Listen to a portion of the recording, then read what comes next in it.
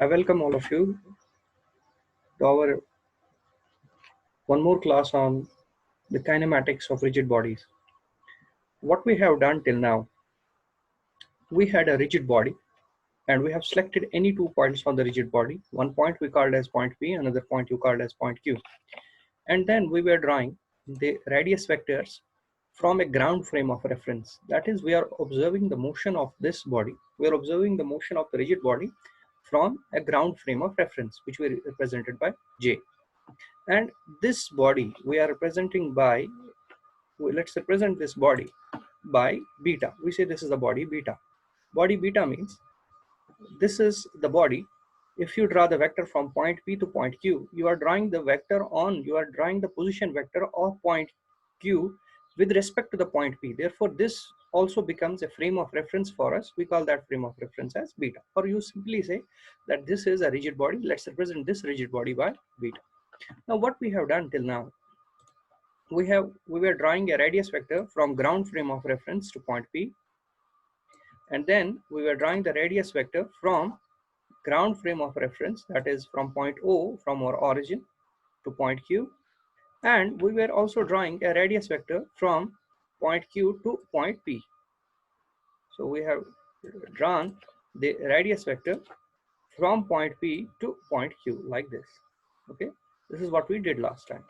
So afterwards, what we did, we said that this is our radius vector, this is our radius vector, our position of point P from point O, radius vector from point O to point P of the body, radius vector from point O, origin of the ground frame of reference, to point Q of the rigid body, ROQ, and this is the radius vector R drawn from point P to point Q. We were writing this as RPQ.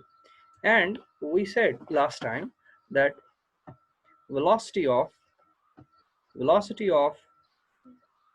point Q is equal to velocity of point Q with respect to ground frame of reference. Velocity of point Q with respect to ground is equal to velocity of point P with respect to ground, plus the cross product between the angular velocity of PQ, the angular velocity of the radius vector PQ, that was omega, and its cross product with the radius vector PQ, that is RPQ. This is what we have derived last time, and we have solved problems on this concept as well. Now the question is about the acceleration. Acceleration is, so we know the velocity of point Q. We know the velocity of point Q with respect to the ground, and we also know the velocity of point O with point P with respect to the ground. Now, if we have the question about what is the acceleration, see, this velocity is the linear velocity, okay? This velocity is linear velocity. This omega is called angular velocity, okay? Angular velocity means, say for example, we have any rigid body, and say for example, this rigid body is rotating. Let's suppose this rigid body is rotating about an axis, passing through one of its points. If this is an axis, and this rigid body happens to be, rotating about this axis, such that this axis is passing through its one of the points, let's call that as point P, okay? Then we define that this body is simply having angular velocity, which we defined by omega, and omega we know is equal to d theta by dt. It's equal to rate of change of the angle. It's equal to theta. So initially, if you select a point on this rigid body, let's call this as point 1, and draw the radius vector, from its position. It was at a position of its radius, draw its radius initially. So from the axis of rotation, we draw a line to this point O. Then as this body is rotating, after some instant of time, this point will reach here, okay, as this body will rotate. So again, draw the line from the axis of its rotation. As we draw the line from its axis of rotation, and we describe some angle. Let's call this small angle as, that it describes as d theta. So d theta is a small angle that is described in a very small instant, dt. Okay, then d theta by dt defines the angular velocity. Now, what is the direction of this angular velocity? The direction of the angular velocity is, see, in which direction point 1 has rotated. Point 1 has rotated in this direction, okay, in the sense that it has rotated in, we can say it's rotating in anti-clockwise direction. What we will do, we will use right hand screw rule. That is, our body is rotating, the sense of rotation of our body, the sense of rotation of the body is anti-clockwise. Okay, so what we will do, we will curl our fingers, we'll put our fingers in the direction of this arrow and note the direction of the thumb. The direction of the thumb, once we curl our fingers in this direction, the thumb will come upwards, the thumb will be in the upward direction. So that will be the direction of this angular velocity. Okay, this is how we will take the direction of this angular velocity. Now the question is about the acceleration of point q. If we are asked, if this is the relationship, let's call this relation as equation 1, is if equation 1 gives us the relation between the velocity of 2 points of a rigid body, what is the relation between the acceleration of 2 points of the rigid body? So this velocity we are obtaining when we were differentiating the radius vectors with respect to the ground frame of reference. So differentiating these radius vectors with respect to the ground frame of reference gave us the velocities of point q with respect to the ground and velocity of point p with respect to the ground. Now we have to find the relation, we have to find the acceleration of point q with respect to the ground, or acceleration of point p with respect to the ground. So for that purpose, what we will do, we will differentiate this equation of velocity with respect to the ground frame of reference. So differentiating equation 1, so as we differentiate equation 1, differentiating equation 1 with respect to the differentiating equation 1 with respect to ground frame of reference. Be careful about the frame of reference, because I have been right now saying that differentiation is difference when you are differentiating a vector function. This is not a scalar function, this is a vector function.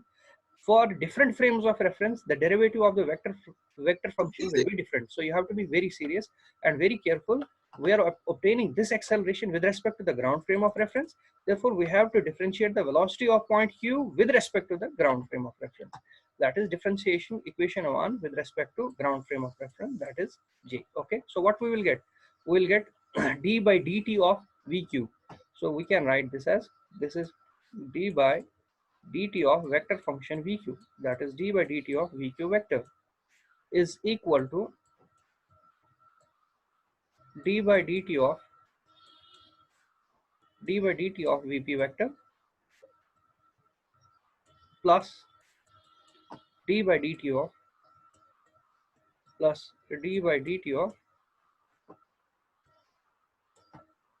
omega cross rp. Okay, so we will use our notation in order to simplify this.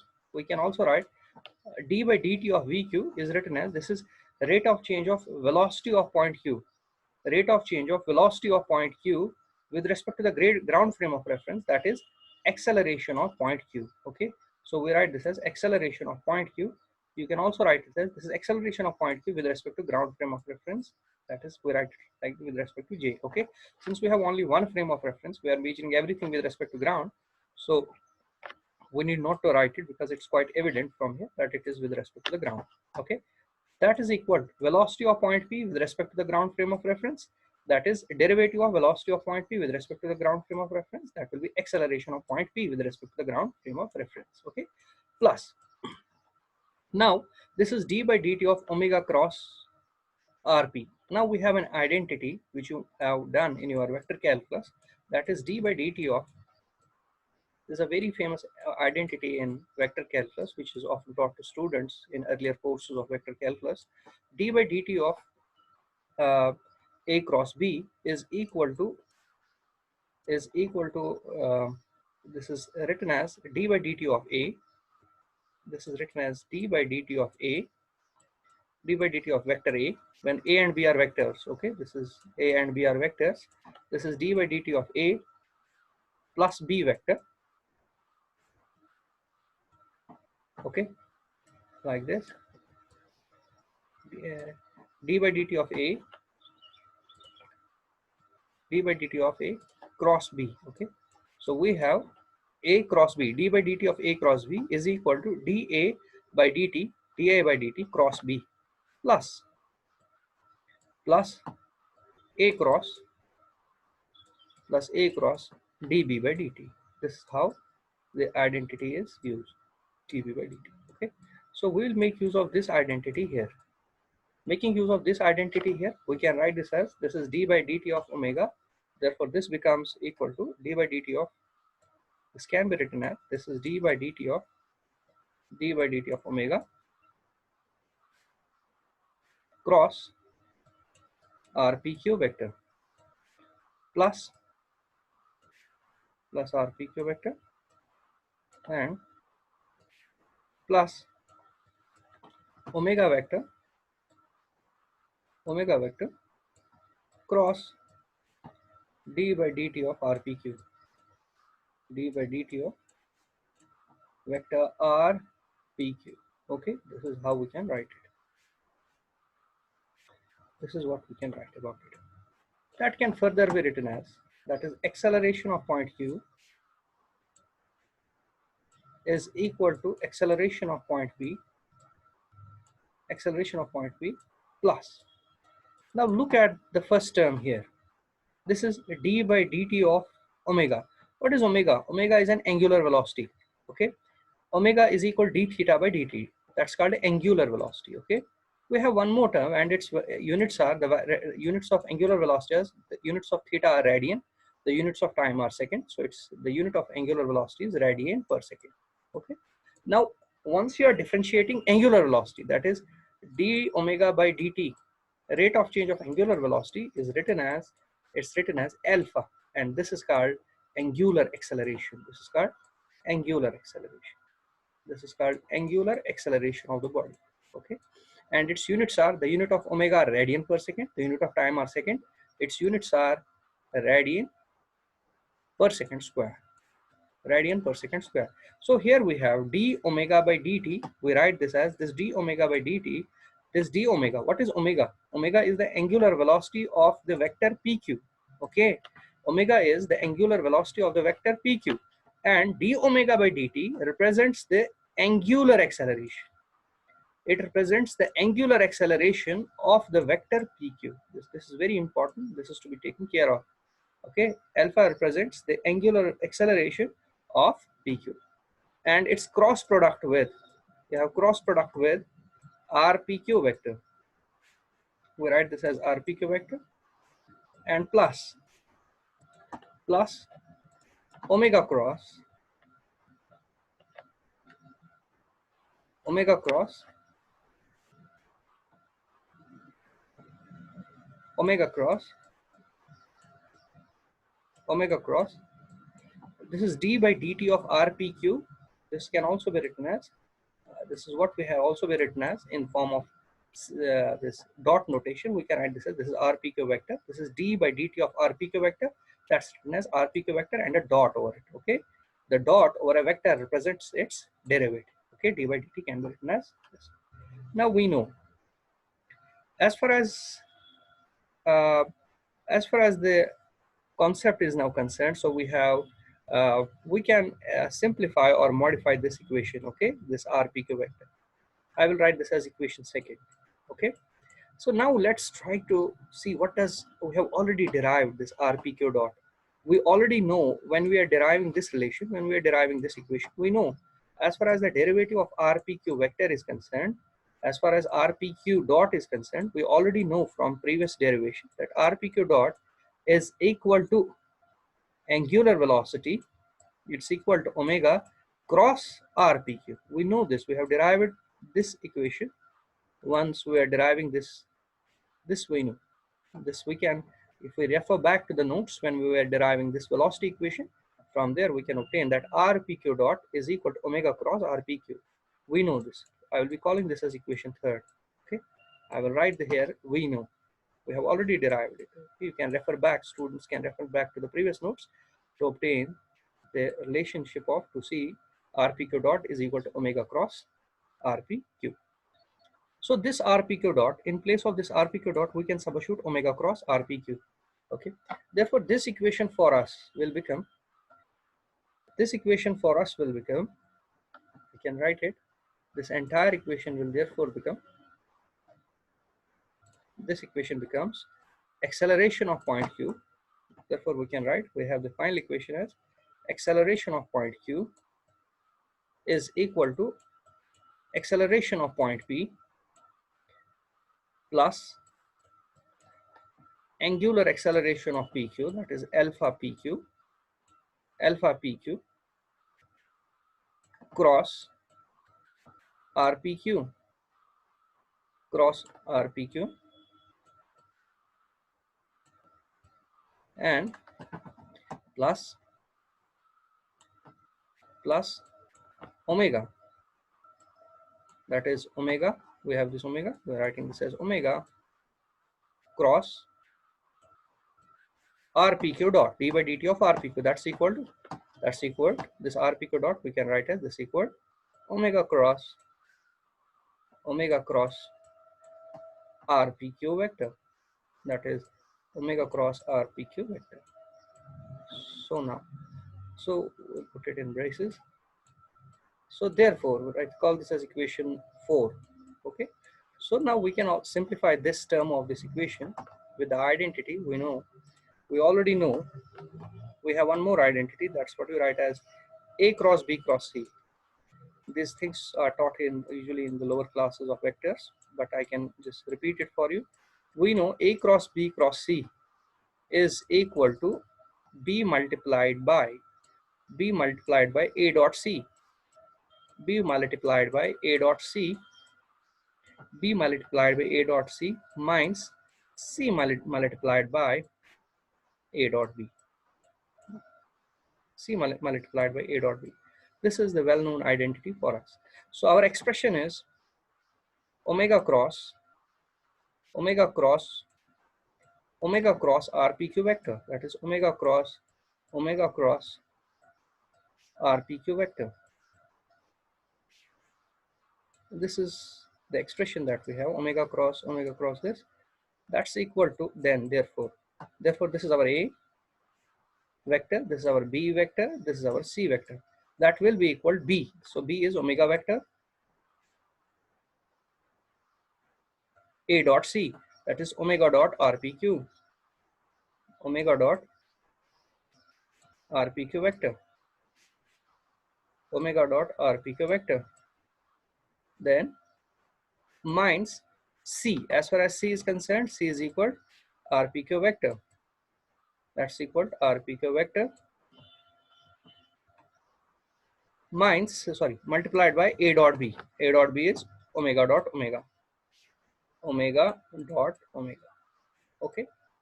So this expression, let's call this as equation 5 and call this as equation 6. Okay. Substituting equation 6 in equation 4. Okay, what we will obtain once we do the substitution of the equations.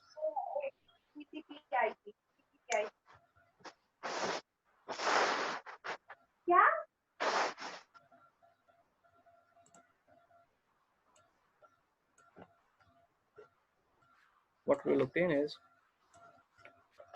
the expression that we'll be having now will be, can do the substitution. We'll be having, therefore, substituting in this equation, we'll write, therefore we have the final equation as acceleration of point Q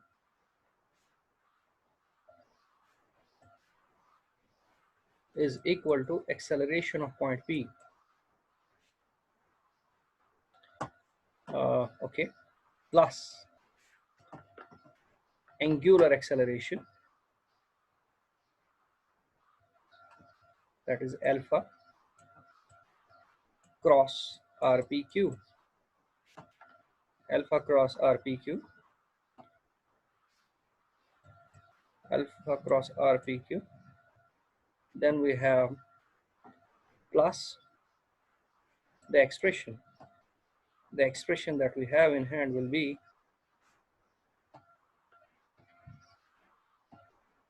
omega into omega RPQ, omega and it's angular into omega dot rpq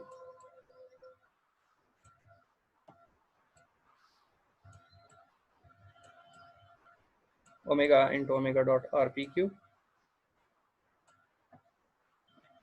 minus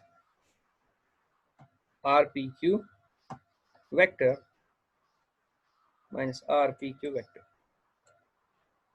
into omega dot omega dot omega. Okay, so this is the expression that we'll obtain once we do this, once we add these identities. Now what is important here to understand, look at the expression here, omega dot rpq. Look at this expression. Okay, as far as if the body is, if this rpq vector, omega is the angular velocity of rpq. Now this rpq may be rotating in this direction or may be rotating in this direction. Okay, whatever, but it's, if it's rotating in this direction, curl your fingers in this direction, the thumb will then come in z direction. Okay, the thumb will be in z direction. Now if it's rotating in this direction, if the sense of rotation is this, curl your fingers, then the thumb will be in negative z direction. Your thumb will be in negative z direction. Okay, so it means as far as the angular velocity vector is concerned, angular velocity is the rate of change of the angle, but this rate of change of angle is along z axis. It will be, it may be along z axis or it will be along negative z axis. Okay, but it's along z axis only. Okay, maybe positive z axis or negative z axis. Okay, now look at this RPQ. As far as the RPQ is concerned, RPQ always lies on the plane XY. Okay, RPQ, this is a planar motion. Okay, as far as the vector RPQ is concerned, the vector RPQ is in such a way that the body, since the body is undergoing the planar motion, RPQ vector is always on the plane XY. Okay, since RPQ vector, this vector is always on the XY plane, and this plane xy plane, rpq vector is on the xy plane, and xy plane is perpendicular to your x-axis. Okay, this plane, this total plane xy plane is perpendicular to x-axis, so sorry, is perpendicular to z-axis. I'm repeating, as far as xy plane is concerned, the xy plane is perpendicular to the z-axis.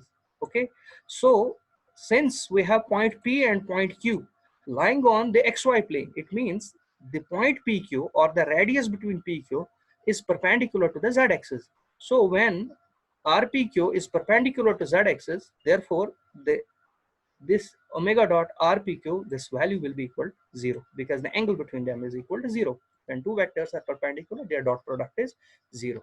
Therefore, if this is the case, which in two-dimensional planar motion, I'm repeating, omega dot rpq, the angle between the angular velocity and the radius vector pq is 90 degree in planar motion, but not in case of three-dimensional motion. Very important point is this. Okay, because here rpq vector lies on the xy plane, and our xy plane is perpendicular to the z-axis, and along z-axis we are having angular velocity. Therefore, the dot product between these two will be equal to 0.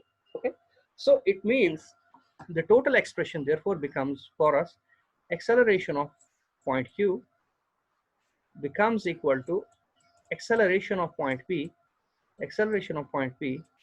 plus alpha cross RPQ, this term is equal to 0, minus, this is omega dot omega, that is omega square, that is minus omega square minus omega square, and we have this RPQ vector. This becomes the expression for, the acceleration.